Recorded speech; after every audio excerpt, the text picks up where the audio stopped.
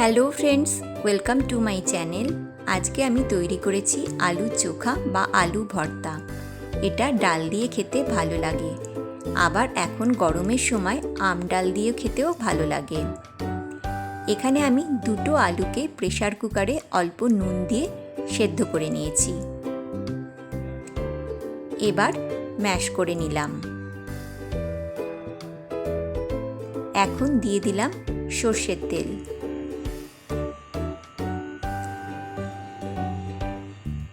এবার কড়াইয়ে দিয়ে দিলাম সর্ষের তেল।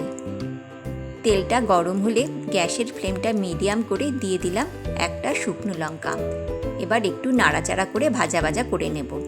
এবার এটাকে তুলে নিলাম।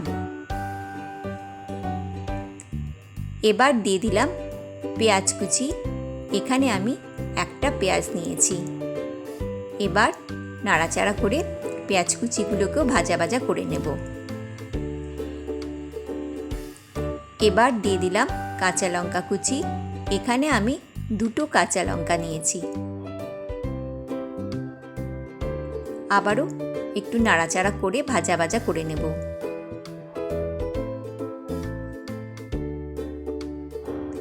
পেঁয়াজ কুচিগুলো ভাজা ভাজা হয়ে এসছে। এবার এগুলোকে উঠিয়ে নিলাম। এবার দিয়ে দিলাম নুন। নুনটা খেয়াল করে দিতে হবে, প্রেসার কুকারে সেদ্ধ করার সময়ও নুন দিয়েছিলাম। এবার সব একসঙ্গে ভালোভাবে মেখে নেব।